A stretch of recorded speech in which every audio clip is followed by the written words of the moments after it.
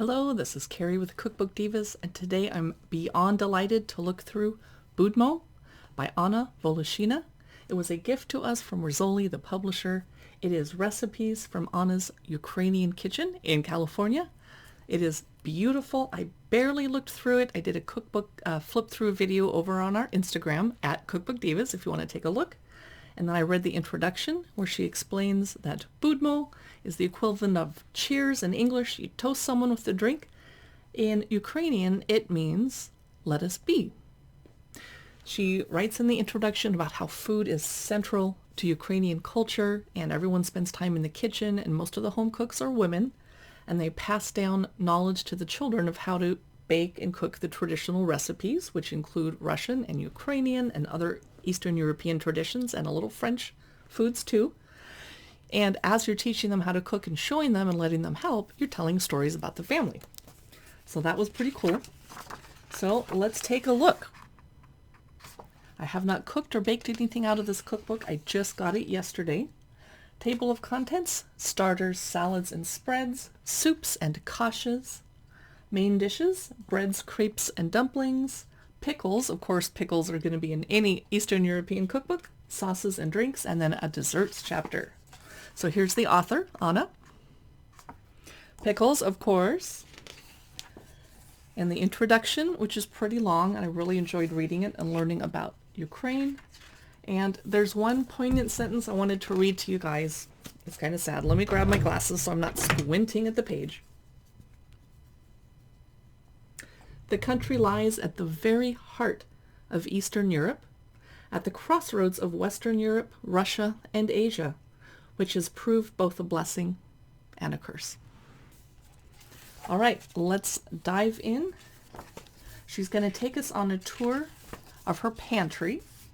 Oh, look at the gorgeous photography in this book. It is blowing me away. I mean, I look at lots of beautiful cookbooks all day long. This one is stunning.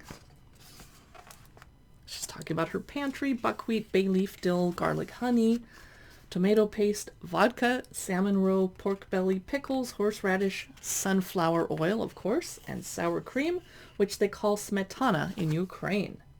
And then a glossary: bazaar, budmo, which means cheers, kasha is cereal or grain porridge, a vodka infusion, pyrishki, fried or baked yeasted pastries. First chapter: starters, salads, and spreads.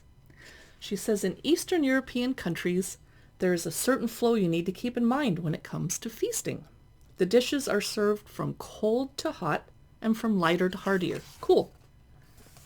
Roasted peppers. I'm not a big pepper fan, but if you put a bunch of cheese in there, I'm totally going to eat peppers. Georgian eggplant rolls. Beautiful. Pan-fried zucchini. Beet pickled deviled eggs. Beautiful. I've tried to make these before and mine came out delicious but kind of stripy. I don't know what I did wrong. So maybe I'll try her technique. Cured salmon. So far, every recipe has a photo. I'm very happy about that. And I love that she has it written in Ukrainian underneath the English title. Black Sea pickled mussels. Boiled crawfish. Spice rubbed boiled pork belly. Lightly pickled cabbage salad. I'm not a big fan of cabbage, but if you pickle it, yum. I will eat it. Rustic vegetable salad. Herby white bean salad. Good way to get some protein. A golden beet vinaigrette salad. Gorgeous. Imagine that in late summer, early autumn. Oh. Vegetarian Russian potato salad. But not vegan, because I see some eggs in there. We're still in the starters, salads, and spreads. And I'm going to show you something gorgeous, but I better go to the next chapter because I can't show you the whole book. That's not fair to the author. Georgian beet and walnut spread. Beautiful. I once took a Russian New Year's Eve appetizers cooking class, and they had us make a beet walnut spread kind of like this. Yum, it was so good. Okay, I have to get out of this chapter into the next one. Soups and kashas. Here we go. Let's see what's in here. She writes that the types of kasha eaten vary from region to region and country to country. Western Ukraine, Romania, and Moldova lean toward banosh or banosh, a creamy cornmeal-based kasha. Other areas like southern and eastern Ukraine and Russia and Belarus tend to favor buckwheat and barley-based kashas. Cold borscht. You knew there was going to be a borscht recipe or two in here.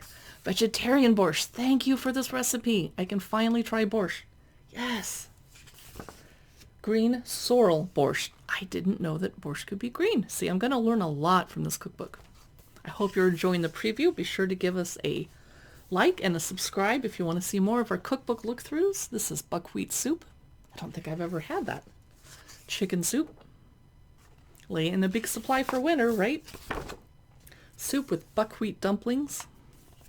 Now let's get to the kashas. Here's a sweet pumpkin rice kasha. Imagine that for an autumn breakfast. Now we're in the main dishes chapter. She says traditionally Eastern European main courses tend to be rich and filling. Among the most typical dishes are cabbage rolls, stuffed bell peppers, meat and vegetable stews, pickled herring with boiled potatoes. That sounds kind of Norwegian too. Cabbage rolls, roasted whole cabbage. Oh, I've never made that. So I'm moving in the next couple days, and I've packed everything up in storage because I'm coming back. It's just for a remodel, so I'll be living somewhere else for just 5 months. I am taking this cookbook with me. I'm going to be cooking out of this in the kitchen that I'm using for the next 5 months. Lavash wrapped halibut. I'm trying not to bring everything with me, so I'm only bringing the best stuff that I know I'm going to use for the next 5 months. This is going to be it. I am not going to be making fried chicken livers. That's a vegetarian, but you could. And what beautiful photography they have in this cookbook. I am stunned. She says, one of the coolest things about growing up in Ukraine is that my parents taught me from an early age to eat and appreciate dishes made with all sorts of offal. O-F-F-A-L, not A-W-F-U-L.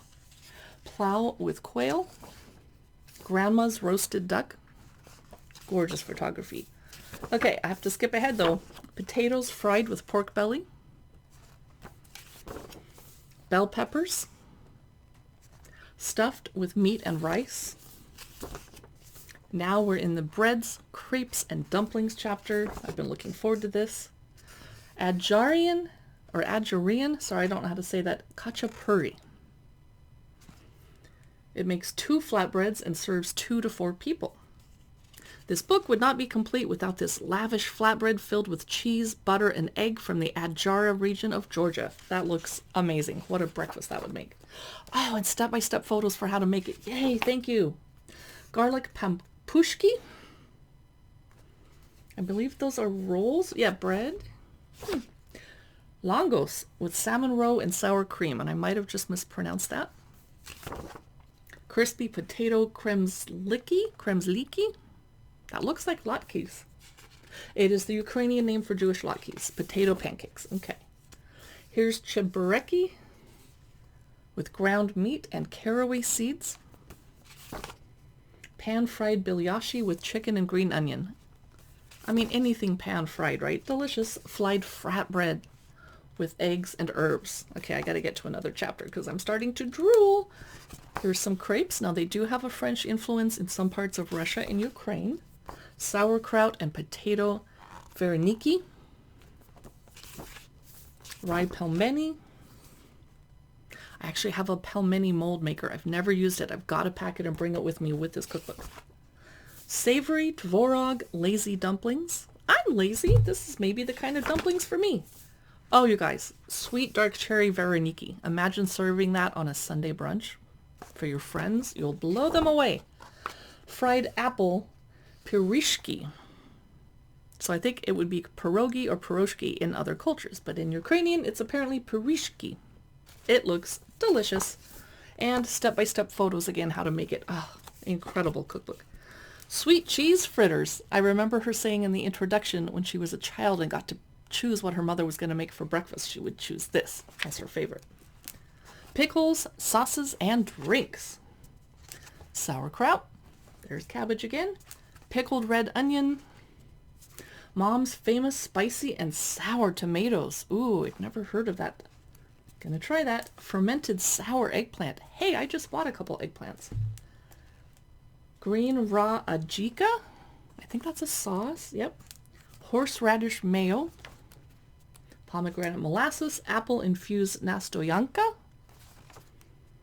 and summer fruit compote, rhubarb strawberry kissel, ooh, berry sorbet. I think we're in the dessert chapter. Sour cream ice cream, sunflower seed halva, Vyshyvanka bars. I think that's raspberry. Don't know. Oh, plum, blackcurrant, or cranberry jam. Cream horns. Oh my gosh, you guys. I hope you enjoyed that tour and look through of Budmo. It is incredible. I am a big fan of it. You'll probably see us featuring this on our live stream over on Amazon Live. Be sure to tune in there if you like live stream shopping and you want to chat with us when we go live. It's amazon.com/shop/cookbookdivas. Thanks so much, and I'll see you in the next video.